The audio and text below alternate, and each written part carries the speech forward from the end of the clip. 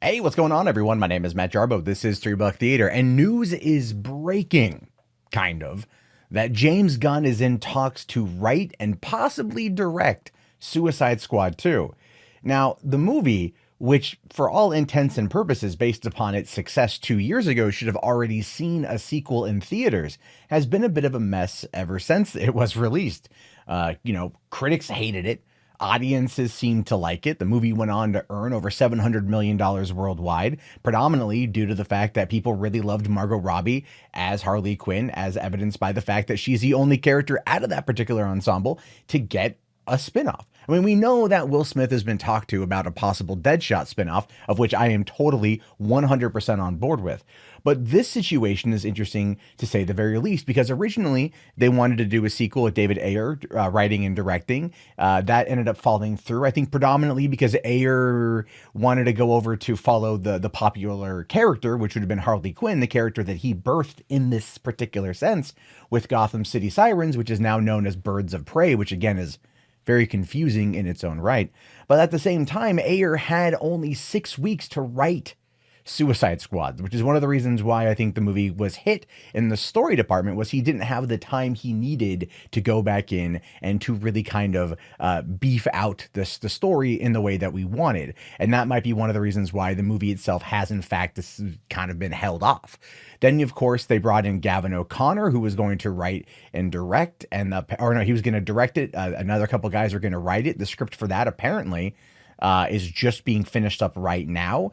But with the talks of James Gunn coming on board, it basically he's going to throw that out the damn window. Now, here's the thing. DC needs James Gunn. They do. They 100% do.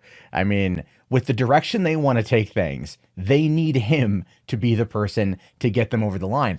Now, they thought they had that with Joss Whedon for Justice League. Remember that? Remember when it came in that Joss Whedon was going to be writing the reshoots for Justice League, and then before the whole Zack Snyder thing happened, he was going to go and or after that whole thing went down, unfortunately, that tragedy, he came in to direct it. But the two have two very different styles, very distinct styles, which is one of the reasons why a Justice League was a bit of an unmitigated mess from time to time. But that being said, coming off of Marvel territory, coming off of Marvel success, DC bringing in Joss Whedon felt like a good call at the time.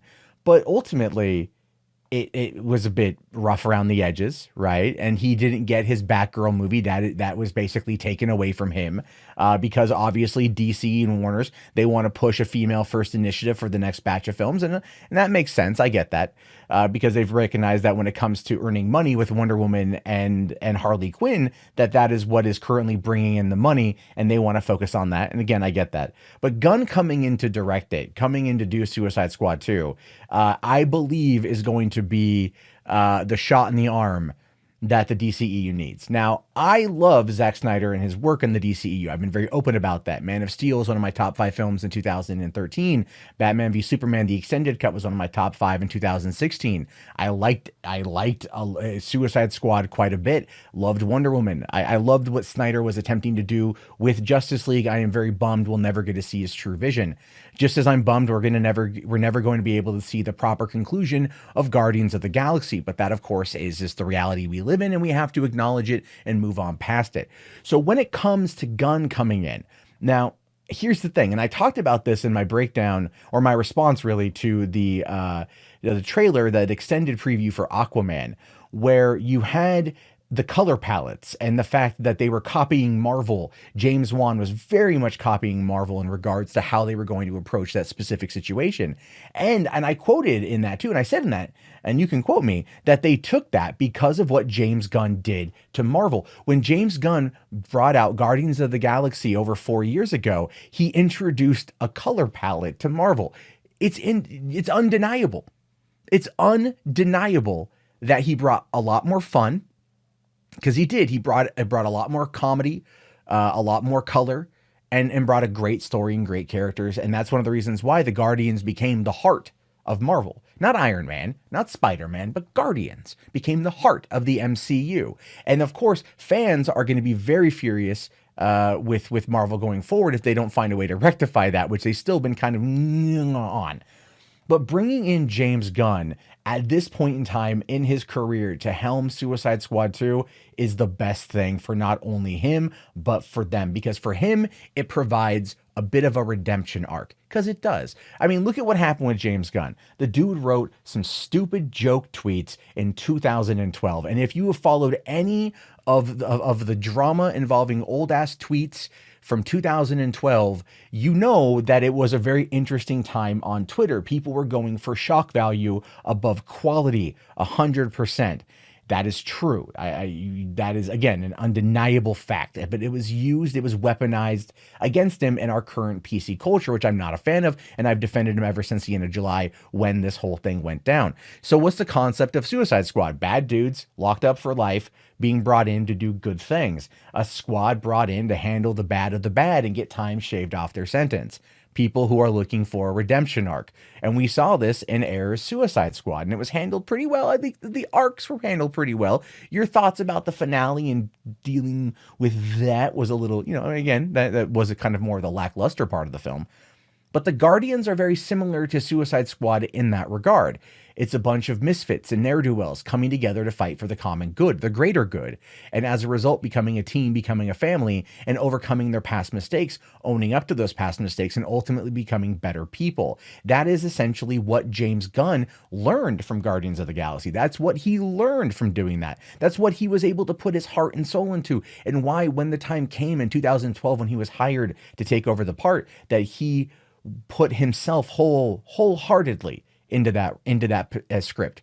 All of those characters are parts of James Gunn's soul. And he lost them, unfortunately. He lost them because of an overreactive PC culture and the inability by companies to stand by your employees and to understand jokes. And it just still angers me. 3 months later, still fucking angers me. But the point I'm trying to get to here is that he'll be able to take that exact arc, that exact same arc, and apply it to DC. And apply it to these characters, to give the bad guys a chance to do good, to give them a chance to redeem themselves, to overcome past demons, past problems, past mistakes, and be better. And at the same time, giving us snappy dialogue, funny jokes, and a very, very, very well-directed movie. Now, I thought Ayer did a fine job with Suicide Squad. He is one of my favorite directors. I like the way he tackles certain things. You can't look at a movie like Fury and say, no, that wasn't well directed. It was very well directed. Even Bright for Netflix was well directed, and I thought it was a good movie all the way through. I'm looking forward to the sequel whenever the hell it comes out. I don't even know at this point. It's been almost a year and they haven't even talked about a sequel yet. But the point is, Gunn going in to DC is something that was called from back in July, right? It was like, look, Marvel fired him. DC will wait a little bit. DC will pick him up. And quite frankly, with the way they're going with Shazam, kind of the more 80s-esque take on humor in that regard, and how they're tackling Aquaman, being brighter, full of color and action and fun. A lot of fun in that 5-minute extended preview. It seems that they're going to be bringing a lot of that to Wonder Woman as well. And if they're looking for that, there's no better person, I think, coming out of Hollywood right now that could tackle it better than James Gunn, because he would put his heart and soul into it. He would make himself one with that particular universe and tell us a good story that fans will absolutely positively fall in love with. Now, is this going to be a sequel, a Suicide Squad 2? We don't know yet. The reports have come out and been kind of iffy. You've heard some that say he's going to be rewriting the script for Suicide Squad 2. There's others that said he's going to be reimagining Suicide Squad, and whether or not he's going to keep the same characters. Now, here's the thing. I believe it or not, I want the same characters, right? Obviously, I guess there's a beef between Jared Leto and James Gunn, so the likelihood of a Jared Leto Joker is probably not going to happen, which is what I saw floating around on Twitter. I have no idea if that's true or not. But I look at like, for one, Will Smith as Deadshot. I loved him in the role. Harley Quinn Margot Robbie as Harley Quinn was great. Give me anything with more Joel Kinnaman, I'm happy. And the rest of the characters, I liked El Diablo, man. Bring him back. Find a way to bring him back. Jay Hernandez was great in that role. And the movie was the actors were good in the movie. They just need more time to grow and evolve. And I think that ultimately, if James Gunn is brought in to tackle the Suicide Squad property to kind of take over that, he will most likely move away from what we've already seen and just rebuild. And that may or may not work with fans. I can't quite speak to that right now, but I do feel ultimately that Gunn will bring it, regardless of what it is. He'll definitely find a way to bring it. And I am excited. This news makes me happy. It's not that I'm in a fuck Marvel mood or everything else. I want Gunn to continue telling these types of stories about redemption and underdogs and everything else. And I feel he rebirthed the MCU. He put it on its current path.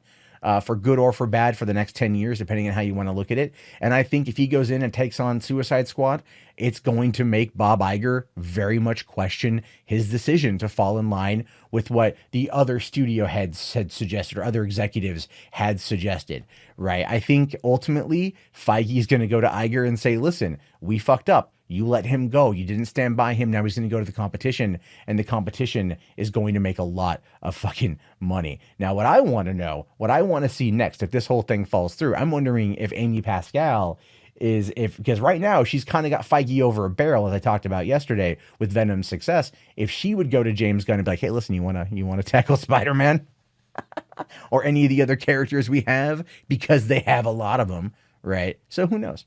But no, this to me is good news. This to me is great news. This to me is something that that the DCEU needs. And it's one that I'm right on board with. So if you guys made it this far in the video, let me know your thoughts and comments below. Be sure to toss it a thumbs up. And then also type DCEU in the chat so I know you guys made it this far. And definitely leave your thoughts, good or bad. I want to hear them. I will talk to you all later. Have yourself a fantastic day. My name, of course, is Matt Jarbo. This has been $3 Theater, and peace out.